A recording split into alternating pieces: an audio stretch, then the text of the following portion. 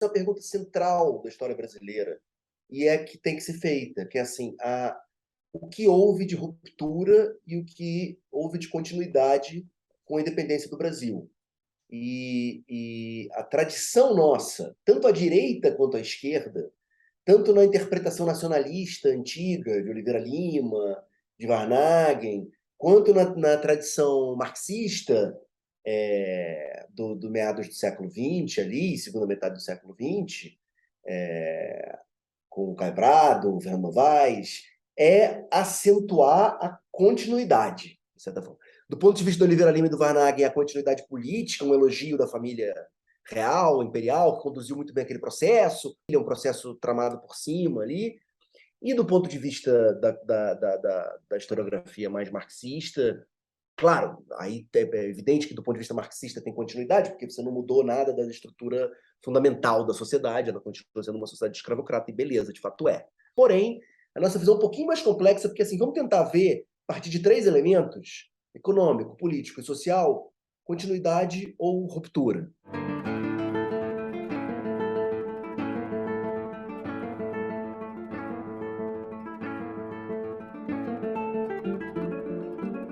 Qual é que era a condição econômica, né, que estava ocorrendo antes do processo de independência. A gente poderia pegar relatos de pessoas dizendo o seguinte: olha, meu salário está caindo, os preços dos alimentos estão aumentando, e como que as pessoas liam essa condição, ou seja, a minha piora de vida eu estou associando, por exemplo, aos excessos de gastos da coroa. O que acontecia, na verdade, é que as contas não fechavam mais. Ao longo da década de 1810, os gastos da coroa no Brasil e em Portugal ficam de uma tal monta que a receita, mesmo crescendo, e a receita cresce, ela não é suficiente para cobrir o aumento de gastos. O aumento de gastos que é motivado pela guerra na Europa, guerras napoleônicas até 1815, a necessidade de instalação de uma nova corte no Brasil, do Estado português no Rio de Janeiro, a necessidade de ganho de legitimidade com a aristocracia, tanto portuguesa que veio de Portugal, quanto com uma nova aristocracia fluminense que precisa receber as benesses da corte, e são muitos gastos para isso. E depois que terminam as guerras napoleônicas lá, eles continuam gastando muito com o exército e a marinha portuguesa e inglesa, e os oficiais ingleses que estão lá, e começam a gastar com a guerra em Montevidéu, a partir de 1816. Então são gastos militares e de corte que não param de crescer e que são impossíveis de serem cobertos pela receita. E a questão toda é que não tem dinheiro suficiente. A gente sabe disso porque uma das primeiras coisas que o Dom João faz ao chegar no Brasil é criar imposto. E ele vai criar imposto no quê, né? Ele vai criar imposto de importação? Ele não pode. Ele tem que importar coisas para sustentar de 10 a 15 mil pessoas no Rio de Janeiro. Então, o que ele faz com relação ao imposto de importação? Eu não vou aumentar a minha taxa. Isso seria um tiro no pé. Então, o que eu faço? Eu não ajusto via preço, né? Eu ajusto via quantidade. O que significa isso? Eu abro os portos do Brasil inteiro, né? Então, eu não preciso aumentar a taxa, eu só aumento a base que está sendo tributada, eu consigo arrecadar mais. Beleza. Só que isso não é suficiente também. Eu vou botar imposto direto nos meus amigos, cobrar eles pela terra? Obviamente não, né? Vou perder a sustentação. Então, o que eu faço? Eu taxo o comércio que não envolve importação, que está tendo um crescimento absurdo durante esse período, que são as exportações do Brasil, especialmente as exportações do Nordeste. Eu taxo açúcar, tabaco, especialmente algodão, que está tendo um boom no exato momento que a coroa chega no Brasil. O que acontece é que os Estados Unidos voltam para o mercado, outros exportadores voltam para o mercado, o Brasil está numa situação de competição, e aí os produtores começam a ficar insatisfeitos com essa taxação.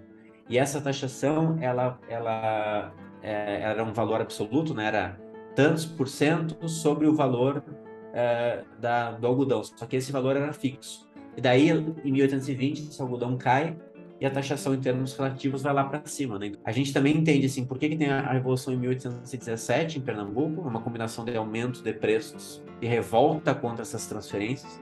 Em 1816, praticamente metade das receitas que Pernambuco arrecada são repassadas para o Rio de Janeiro. Então isso casa muito bem com a narrativa do pessoal escrevendo lá de Pernambuco dizendo o seguinte, né? A população não aguenta mais transferir dinheiro do Rio de Janeiro para pagar a iluminação pública do Rio de Janeiro, para pagar a polícia do Rio de Janeiro. Então, essa narrativa que a gente apresenta ajuda a entender 1817 e ajuda a entender também essa revolta que vai ter a partir de 1820 com a coroa, porque para o Nordeste é quando os preços caem, né? E a taxação fica muito alta. A saída para isso vai ser tomar dinheiro emprestado do Banco do Brasil, pegar quantias cada vez maiores do Banco do Brasil.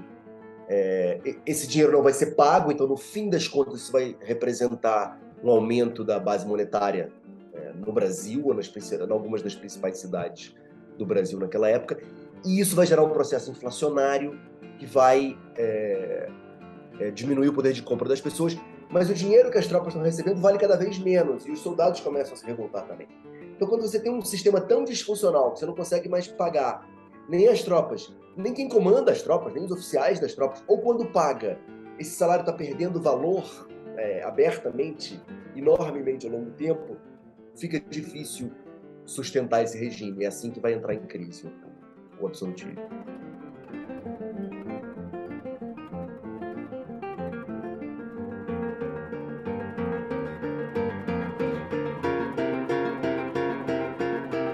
A primeira coisa que acontece é um levante, em geral urbano, de insatisfação urbana e de tentativa de tomada de poder, de retirar os representantes do rei. É um levante de população urbana apoiado pelas tropas do exército, que acontece simultaneamente, quase simultaneamente, em cidades portuguesas e da América Portuguesa, do que virá a ser o Brasil. E esses levantes, que começam no Porto em agosto de 1820 e chegam ao ápice e à vitória em fevereiro de 21 no Rio de Janeiro, quando finalmente eles conseguem impor ao rei uma Constituição, fazem com que o rei jure uma Constituição, eles têm uma sensação e sabem da experiência das informações que tem, população urbana sobretudo, que com uma Constituição, com um parlamento, eles conseguem controlar a ação desse rei, desses ministros que eles veem como a causa dos problemas que eles estão vivendo. Então eles querem controlar a ação desse governo, que eles veem como um mau governo. Eles sabem que em outros lugares teve essa experiência que dá para controlar essa ação. Ao mesmo tempo, no Brasil e em Portugal, até esse momento nós estamos unidos, está todo mundo junto, querendo uma mesma coisa, que é o fim do poder arbitrário do rei. Mas continua faltando dinheiro, as receitas continuam curtas para a quantidade de gastos que eles têm que fazer. Um dos gastos gigantescos que eles têm que fazer é manter toda a burocracia que foi instalada no Rio de Janeiro depois de 1808. Sem dinheiro, ao final do primeiro ano de debates, eles decidem acabar com os empregos. Falam, não precisa mais desse, nós não temos dinheiro, a gente tem que economizar dinheiro. Além disso, essa burocracia aí passou anos roubando dinheiro do erário, todo mundo falava isso na época, por causa da crise econômica, associavam isso a roubo. Então eles falavam, tem que acabar essa burocracia, acabou. A partir agora de janeiro não vai ter mais emprego para essa turma toda. Quando eles decidem isso, todo o Centro-Sul se desespera e se une por várias razões. Porque as pessoas mais poderosas daquela região vão perder seu emprego de fato. 2, porque esses tribunais eram importantes. Então, por exemplo, os grandes comerciantes, donos de navio, por exemplo, traficantes de escravos, se eles tinham disputas entre eles, eram frequentes essas disputas, porque muita coisa era acertada na base do crédito nessa época. Os caras recorriam a um tribunal, a Real Junta de Fazenda, por exemplo, para decidir quanto um tinha que pagar para o outro. Isso dava segurança jurídica para o negócio. Se você não tem mais esse tribunal, os caras têm que ir para Lisboa resolver esse problema, você complica muito os negócios dessa gente no sul do Brasil nessa época. Para o Nordeste, durante muito tempo, o que na época se chamava o Norte, a disputa com Portugal não foi tão imediata. A princípio, eles estavam aprovando tudo que os europeus queriam. Porque o Rio de Janeiro continuava sendo um símbolo de opressão, era onde estava a corte de Dom João, que cobrava impostos deles. Então, eles estavam incomodados e, beleza, estavam apoiando os portugueses. Só que nessa de apoiar os portugueses tinham um projeto muito centralista e o pessoal de Salvador e do Recife queria o projeto mais federalista possível. Eles queriam concentrar tanto a arrecadação de impostos, quanto a decisão do que fazer com aqueles impostos, quanto as decisões sobre milícia, sobre exército, sobre força militar, local, justiça, tudo nas suas mãos, tudo nas mãos da elite local pernambucana. A baiana queria a mesma coisa.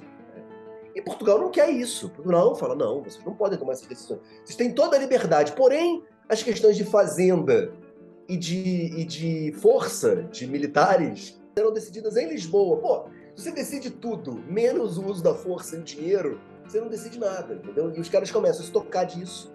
Eles finalmente se aliam ao Rio de Janeiro quando o Rio de Janeiro percebe que a maneira de ganhar o Norte do seu lado é prometer Constituição para as elites do Norte. Porque aí, se tem Constituição no Brasil, as elites do Norte sabem que elas vão ter vez e voz, mais do que estão tendo em Lisboa, para decidir cobrança de impostos, quanto vai gastar os impostos, que é o problema das elites do Norte desde 1808.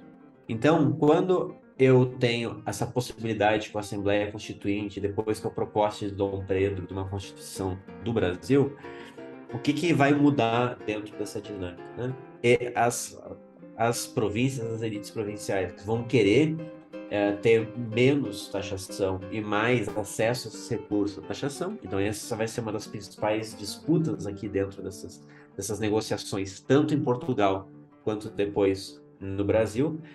E o segundo ponto é como é que o governo central vai se comprometer a não cair no mesmo erro que Dom João cometeu, que é, se eu tenho um déficit, como é que eu financio? Eu financio da pior forma possível, que é a emissão monetária. Então, como é que vai ser o acordo aqui? O acordo vai ser que o governo vai tentar se comprometer a não utilizar esse expediente para se financiar. E como é que isso vai ser possível? Vai ser possível no Brasil, como foi possível em outros lugares do mundo, que é com uma Constituição, eu tiro do rei a chave do cofre, né? O rei, para ele criar imposto, para ele gastar, tem que passar de alguma forma pelo parlamento. Isso gera uma credibilidade maior, perfeita? Claro que não, mas era maior do que o regime absolutista, né? Parte uma credibilidade da parte fiscal do governo, e o governo, a partir desse momento, por coincidência, obviamente não é, vai conseguir pegar dinheiro emprestado de uma forma sustentável.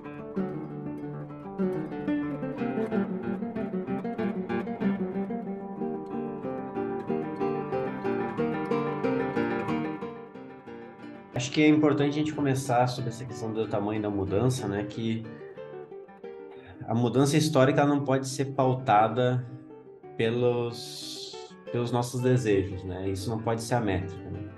Então, de uma outra forma a gente pensar, só porque tudo que a gente gostaria não mudou, não quer dizer que não esteja tendo mudanças significativas, né? Então, eu acho que se a gente for pensar, né, como que os 200 anos, né, o bicentenário da independência nos ajuda a pensar sobre esse processo histórico do Brasil, né, é a primeira coisa que é um maior, na minha visão, é um problema que a gente tem no Brasil, né, que é essa tendência ao elogio do grande líder, né, enaltecendo Dom Pedro, que representa o problema, não a solução. Dom Pedro, aos poucos, se sentindo com mais poder, começa a fazer o que todo autoritário faz, né? Que ele começa a repetir os erros do pai dele, que ele entra em guerras desnecessárias, começa a gastar demais, começa a emitir moeda, começa a gerar insatisfação econômica, instabilidade econômica e política. A crise econômica de pai e filho é muito semelhante, né? A diferença é que, dado o processo de independência, agora a gente tem um parlamento que começa a tentar controlar o seu imperador, né? O que não existia antes durante o governo do Dom João. Então, de novo, a independência não teve toda a ruptura que a gente gostaria. Tudo bem, mas ela permitiu o sucesso de rupturas futuras. Ela estabeleceu o caminho para o sucesso futuro. O bicentenário da independência nos ajuda a ter essas reflexões, tanto para entender melhor o passado, para entender de uma forma menos cínica, menos infantil até, eu diria, a forma como a gente pensa dessas mudanças, e também pensar mudanças no presente, né? Como que a gente deveria pensar na nossa sociedade? Será que escolhendo um novo autocrata é a solução? A gente já tem evidência histórica no Brasil e no mundo que não.